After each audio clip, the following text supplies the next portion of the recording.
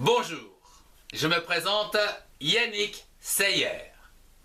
Bienvenue dans mes cours de chimie gratuits dédiés aujourd'hui à une initiation sur les orbitales atomiques et les orbitales moléculaires. Excellent cours à tous. En mécanique quantique, une orbitale atomique, ou OA, est une fonction mathématique qui décrit le comportement ondulatoire d'un électron ou d'une paire d'électrons dans un atome. Cette fonction donne la probabilité de présence d'un électron d'un atome dans une région donnée de cet atome. Prenons par exemple le cas d'un atome, voilà, 1s, où ici on va trouver donc une probabilité de présence qui va se situer bien largement au centre. Voilà.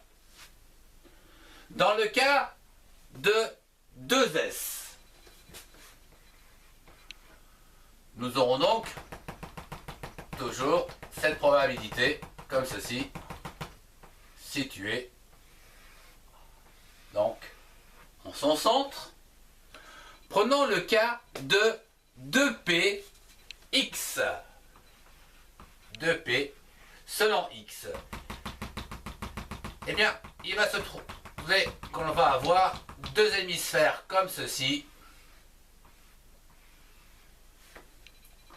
Dans le cas de 2p selon y, eh bien, on peut remarquer que ici la probabilité de présence est toujours, bien sûr, centrée comme ceci. Donc 2py. Et enfin, prenons 2pz pour terminer. Donc 2pz, où ici, la probabilité est toujours au centre, mais avec des hémisphères, donc comme ceci. Dans une orbitale atomique, seule la couche de valence de l'atome est concernée dans la formation des orbitales moléculaires. À ce titre, je vous fais un petit rappel avec les représentations de Lewis, où ici par exemple pour l'atome donc d'hydrogène, voilà, qui est donc un S1, eh bien nous aurons donc un électron sur la couche 1s1. Voyons ici avec le noyau, bien sûr. On va marquer H ici. Voilà. Et sa représentation selon Lewis sera comme ceci. Bien. Prenons le cas du carbone par exemple, qui lui donc sera donc 1s2, 2s1 et 2p3 sous forme bien sûr excitée, qui sera donc représenté selon Lewis avec ces 4 électrons tout autour donc de ce carbone qui représente bien sûr la partie valence. Ça c'est la valence et ça c'est la valence. Voilà pour ce petit rappel important avant de continuer ce cours. En chimie quantique, une orbitale moléculaire, OM, est également une fonction mathématique décrivant le comportement ondulatoire d'un électron dans une molécule. Alors, les OM sont le résultat d'OA qui se combinent entre elles. Prenons à titre d'exemple, donc, une orbitale atomique comme ceci, donc une OA, avec un électron par là, et je vais prendre donc une autre orbitale atomique comme ceci, voilà, avec son électron par là. Voilà.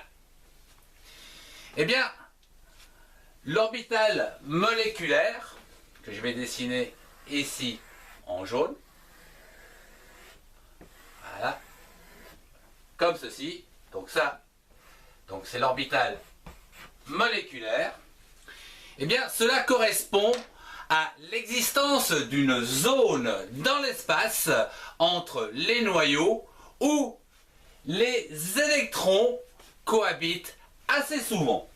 Voilà. Voilà donc la zone ici où ces électrons cohabitent fréquemment, et ceci au niveau probabilité.